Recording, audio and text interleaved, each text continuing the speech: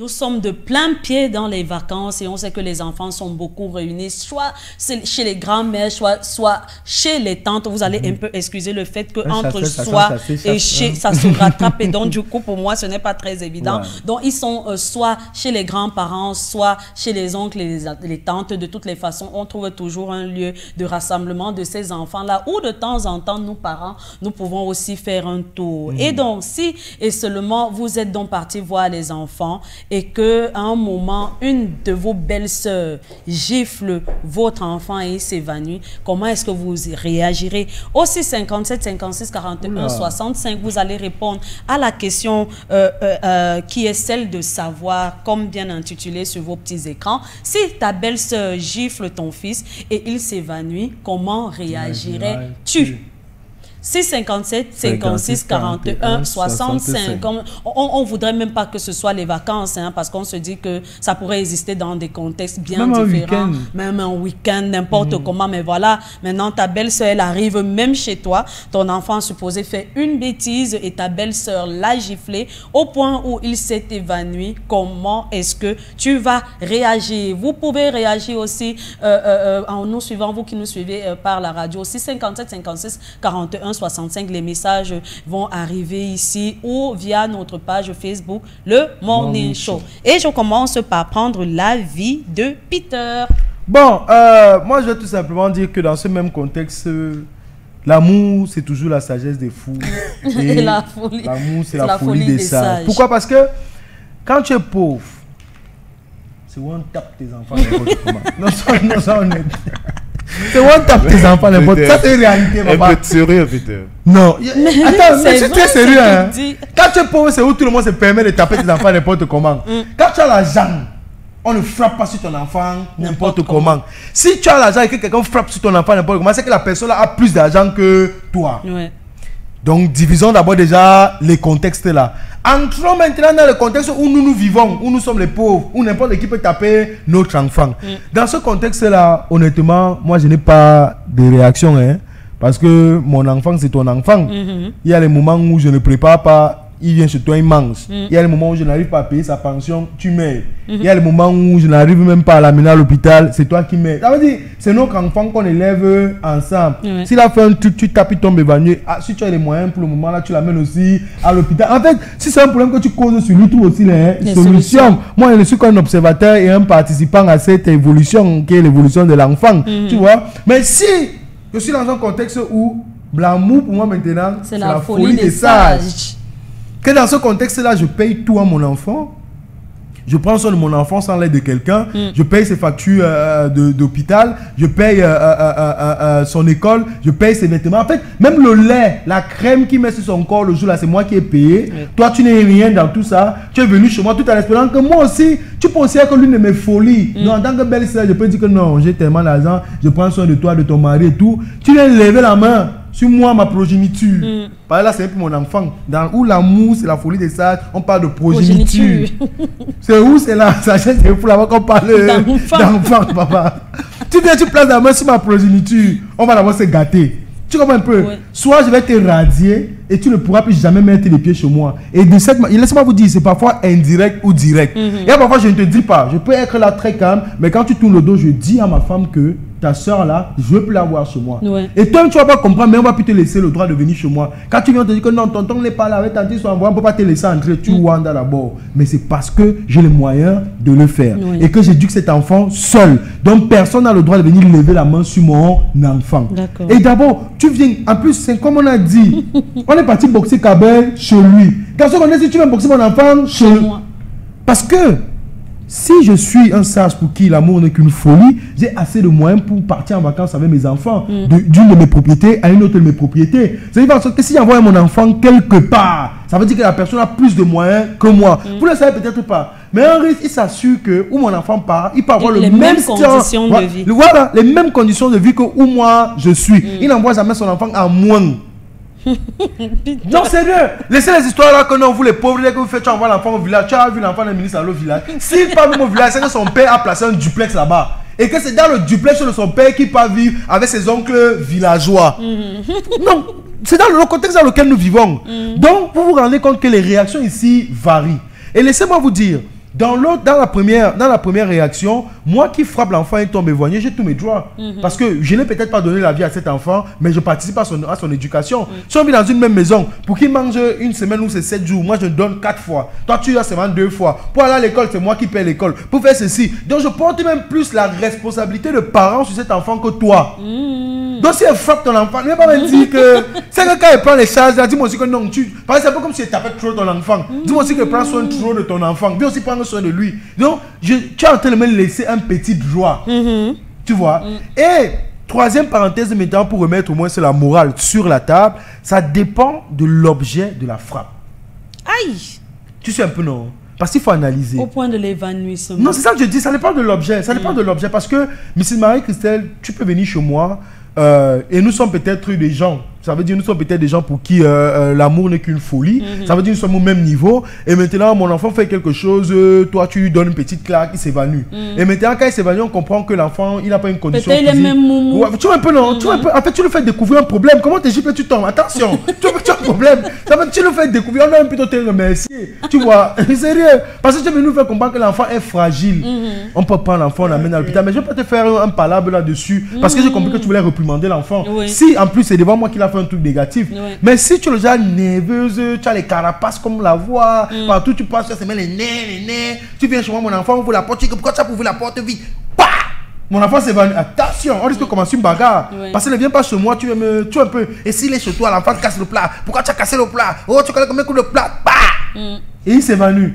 Non, attention. Tu es en train de traumatiser. En fait, tu fais ça par méchanceté. Tu vois un peu. Mais si c'est un geste normal, l'enfant peut venir, il veut sur le café sur toi parce qu'il était maladroit, bien parce que tu as grondé avant, et il veut te montrer qu'il est fâché. En venant te donner le café, il verse sur toi, tu lui mets une claque qui tombe évanouie. Mais on laisse d'abord même 1 minute avant la minute du genre.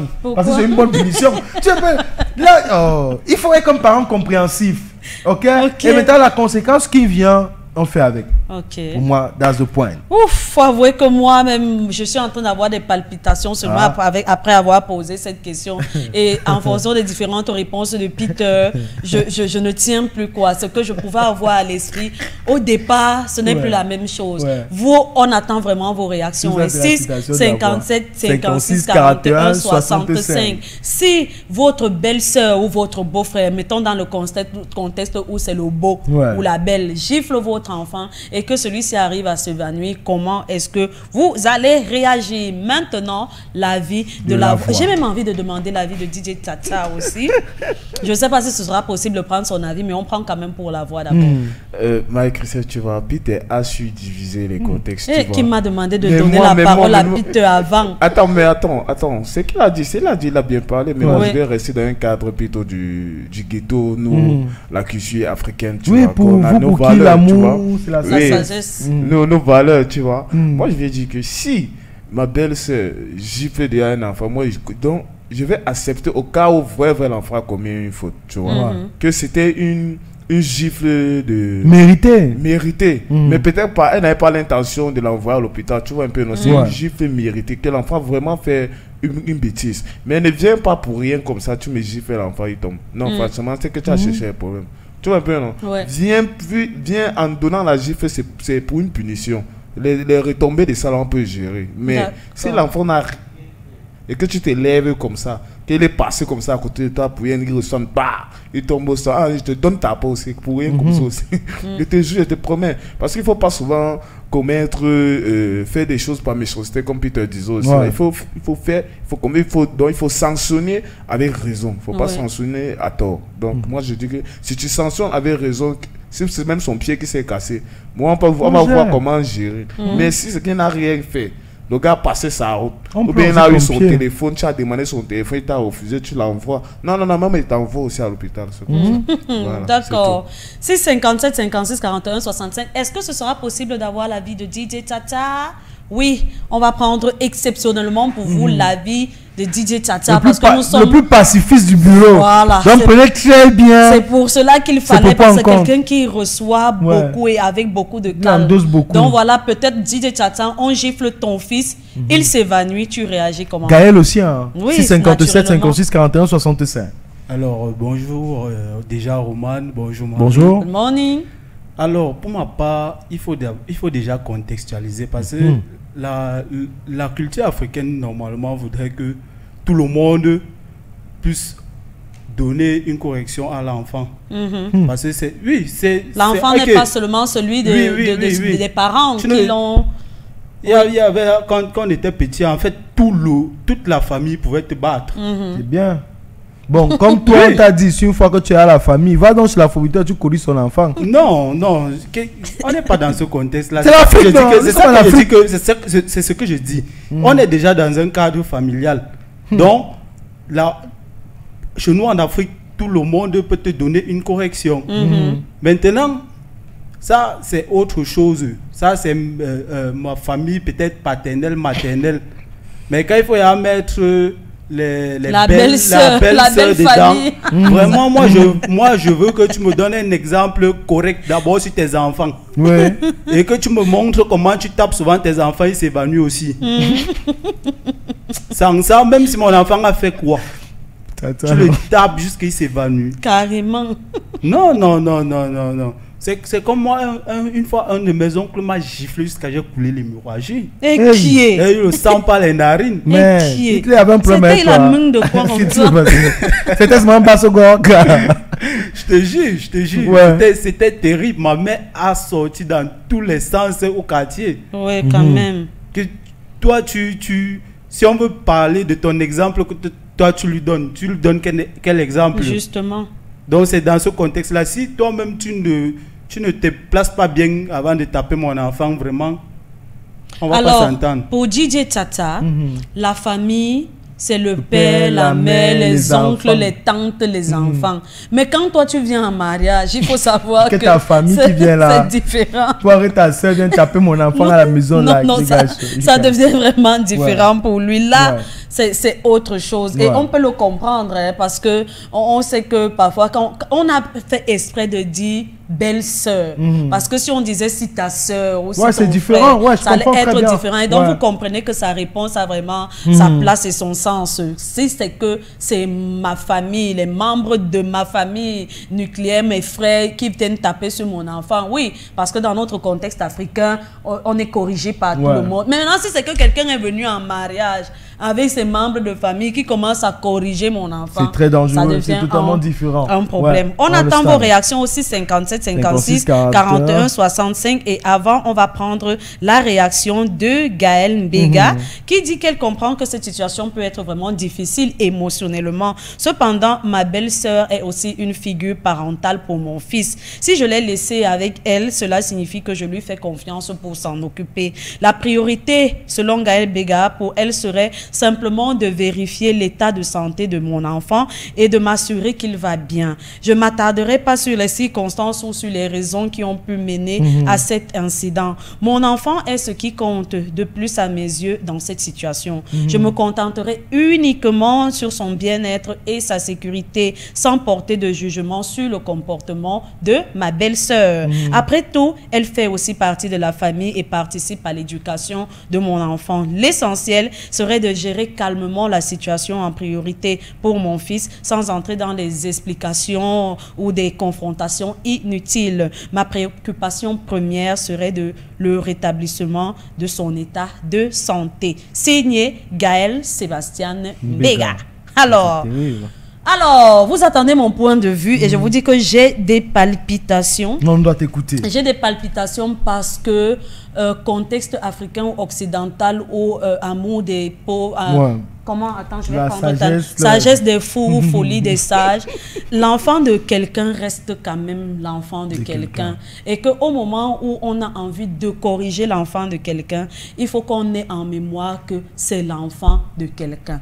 Je prends un exemple vraiment très personnel où les enfants de mes frères et sœurs m'appellent maman et mon enfant appelle mes frères et sœurs maman et papa. Il n'y a vraiment pas les tontons, les tatas. C'est pour montrer à l'enfant pendant que nous sommes en train, aux enfants, pendant que nous sommes en train de les éduquer, les amener à grandir, que vous devez avoir du respect pour tous les membres de la famille, tonton, tata, machin. Entre-temps, je suis peut-être la tante de mon fils parce que la sœur de sa mère, mais je suis la belle-sœur de son père parce que époux ou bien de ma sœur. Donc vous comprenez que quand on rentre dans un domaine ou dans l'autre, on va dire que chacun a sa place. Ouais. Cependant, quand j'ai envie de punir cet enfant-là, qui est mon enfant, l'enfant de ma soeur, je suis consciente que ce n'est pas le mien directement. Et je suis consciente que ça peut blesser le parent. Parce qu'on a des éducations qui sont vraiment différentes. Et les enfants, chacun grandit dans son contexte, même s'il sait que maman de l'autre côté, c'est toujours maman. Il y a l'enfant qui grandit dans un contexte où il est habitué à des services corporels et cet autre qui n'est pas habitué à ces services-là. Et donc, moi, je suis la maman qui frappe et je me mets à taper. Quoi qu'on dise, ça va choquer les parents de cet enfant qui ne savent pas qu'on met la main sur l'enfant alors que je suis leur mère. Et donc, je voudrais qu'on se comporte aussi comme ça pour mon enfant. Il ne faut pas venir, tu tapes sur mon enfant parce que tu es sa tante, tu es sa ceci, tu es sa cela. Non. Quand mon enfant a fait quelque chose, réprimande mon enfant comme une tante qui ne sait même pas que l'enfant doit subir des services corporels. Dis-lui que vraiment c'est la dernière fois, je n'aime pas quand tu fais ci, quand tu fais ça, je vais attendre ton père. Tu sais, en ce moment-là, l'enfant a plus de respect pour toi. Et il a peur de ta réaction quand son père sera là. Par contre, si tu le frappes et que par derrière ses parents le consolent, il est fort probable que le respect et l'amour qu'il avait pour toi s'enfuient parce qu'il aura compris de ses parents biologiques que ta réaction n'était pas bonne. Donc moi, je pense que enfant de quelqu'un, belle-sœur, ceci, tu dois avoir en mémoire que ce n'est pas le tien. Nous-mêmes, on sait par exemple, pendant que les enfants sont en vacances, que ton propre enfant fait une bêtise. Quand tu veux prendre la babouche, c'est ta grand-mère, la grand-mère de l'enfant qui dit que ne touche pas mon petit-fils. Parce qu'elle est choquée au fond d'elle de savoir que toi, ton enfant que tu as mis au monde, tu as envie de poser la main sur lui. Elle, ça le dérange. Elle te dit que non, non, vraiment, si vous voulez, c'est quand vous allez rentrer, mais ici devant moi que ça n'existe pas. Pourtant, elle me mettait à genoux sur les caillasses, mon frère. Elle me mettait les livres comme ça là sur les mains et elle me fouettait. Personne n'est jamais parti aux affaires sociales pour dire que pourquoi on tape sur l'enfant, c'est comme ça. Mais sur ton enfant qui est son petit-fils, elle met des barrières et tu es obligé d'écouter ce qu'elle dit. Parce que pendant que l'enfant là subit ces services corporels là, il y a quelqu'un qui est choqué. Pourquoi donc? Parce que tu es la mère de mon enfant, tu vas le gifler jusqu'à évanouissement. Non, je ne peux pas digérer. Soit ma soeur, soit mon je ne sais quoi. Non. La famille va en train de se gâter un peu. Parce que on va chercher à secourir l'enfant. Et je vous assure que peut-être je ne suis pas une bonne mère, mais je ne vais pas chercher à savoir l'acte que mon enfant a posé au point de s'évanouir. Parce qu'en toute conscience, moi, je sais que le jour où je vais punir ton enfant, je le punis en sachant... Oui. Bon, dans ce contexte-là, tu fais quoi? Tu arrêtes la personne d'abord avec les mains ou bien vous commencez avec la bouche? Roman Peter, c'est que mon enfant est d'abord tombé. C'est comment? Tu le tapes. Je suis en train d'aller prendre mon enfant pour aller secourir. Maintenant, quand je suis à l'hôpital, ne pose pas tes pieds où je suis. Parce que comme je suis là, mon cœur est en train de bouger. Enfin, oui, tu as parlé à la tension. Non. Il faut que vraiment un conseil de famille siège. Et que c'est dans le conseil de famille là, qu'on dise maintenant que voilà, pour la situation de Junior qui s'est passée dernièrement, moi-même, je ne savais pas qu'en lui donnant le coup, il allait tomber. J'ai même 4 effacés. Et entre-temps, avant ce conseil de famille, il y a beaucoup de gens qui sont déjà venus me parler pour accepter le conseil. Parce que ce n'est pas facile. Peter, ce n'est pas facile. Quoi qu'on vous dise que les gens ont permis, que les gens ont fait ceci, que quand une autre... C'est comme si c'est le voisin qui a touché mon enfant. Quand une autre personne pose la main sur ton enfant, tu sens ça dans ton cœur comme si ce n'était pas normal. Parce que moi, quelqu'un d'autre ne peut pas taper sur mon enfant. Je dis à mon enfant que il fallait qu'on te fasse ça. Tu as eu. Même quand on était avec son père, si c'est que son père tape, c'est moi qui viens arrêter que pas... Ça va. Mais pourtant, si moi je punis, j'aurais l'impression que je sais comment je suis en train de punir. Mais quand une autre personne punit, j'ai l'impression que la personne n'a pas la mesure de la frappe, tu vois. Et quand ça arrive maintenant que l'enfant est même tombé, c'est très délicat pour moi. Moi, je pense qu'on pose ce genre de questions pour que quelqu'un n'arrive même pas à ce niveau. L'enfant de quelqu'un est certes en Afrique l'enfant de tout le monde, mais il ne faut pas poser la main sur l'enfant de quelqu'un. Moi, je pense que c'est... Je ne sais même pas comment je vais avoir le courage d'arrêter l'enfant du voisin. Et toi, si tu es trop têtu, pas haut. Je vais te dire que comme tu es têtu là, tu ne viens plus ici. Oui, reste dans ton périmètre. Tu restes dans ton coin. L'enfant de ma soeur, je vais dire que la prochaine fois que tu vas venir, c'est quand je vais apporter les choses aux autres. Toi, je ne te donne pas. Pour que tu comprennes que je suis en train de t'écarter, de montrer aux autres qui sont tes frères et sœurs que tu as eu un comportement qui n'est pas bien. Et donc, il faut que tu t'arranges. Tout enfant comprend ça. Mais que tu me claques, l'enfant, il tombe. Bon, moi, je vais essayer de placer moi en disant que, à la base d'abord, moi j'ai un problème avec la manière de punir les enfants. Moi, je suis quelqu'un qui, en tant que parent, je prône beaucoup le dialogue. C'est pour ça que moi, quand on frappe un enfant devant moi, moi, ça me... Moi, quand je veux même frapper l'enfant, c'est comme si c'était la blague. Ça veut dire, je peux te prendre là et te taper. Reste tranquille, reste tranquille. Tu vois un peu. Mais moi, ça me fait mal parce que je suis quelqu'un qu'on a bastonné. Mais ça n'a eu aucun effet.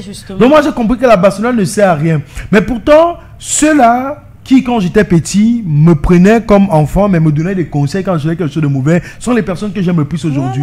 Raison pour laquelle, moi, quand tu viens chez moi, regarde la manière dont je traite mon enfant et traite mon enfant de la même manière. Tout. Parce que quand moi-même je viens chez toi, comme tu traites ton enfant, c'est comme ça qu'il traite ton enfant. Si c'est que le code de ton enfant, c'est qu'à chaque fois qu'il fait un truc, on dit à genoux. Quand il fait aussi le même truc, je dis à genoux. En fait, j'essaie de copier ta manière de faire. Parce que quand on entre dans un cercle, quand on entre chez quelqu'un, on fait comme la personne. Maintenant, il y a un autre gros contexte qui s'est posé, c'est que l'enfant peut être chez toi. Si l'enfant est chez toi, punis mon enfant comme tu punis tes enfants. Ok? Donc là, je peux être d'accord. Mais je ne veux pas que tu te lèves pour une faute, tu gifle l'enfant et l'enfant tombe évanoui. Et déjà aussi, vous les parents qui ont les enfants malades, gardez vos enfants chez vous.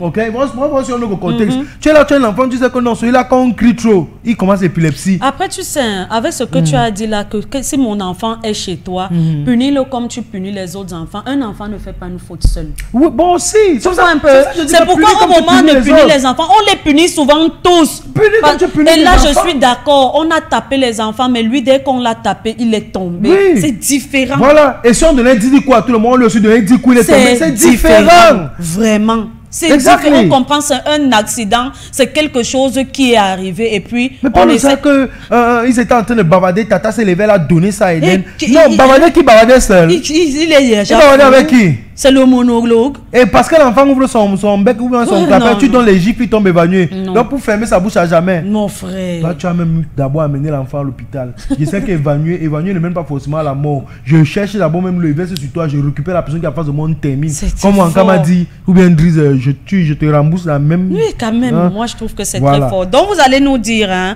et puis ne soyez pas influencés par nos points de vue. Non. Vous savez qu'en termes d'éducation, chacun pense toujours qu'il fait bien. Donc, si 57 56 41 65 ou via notre page Facebook, le Morning Show. Thank you so much, Mrs. Marie-Christelle Bott et notre beau. En tout cas, les amis, ceci nous envoie donc vers la première pause musicale de ce lundi. Et nous partons pour Kofi Olomide qui, il y a quelques jours de cela, nous lâchait une petite bombe. On parle là de anti-divorce. On découvre le clip ensemble et forcément, surtout après, pour plus de fun et plus de vibe. Let's have the energy.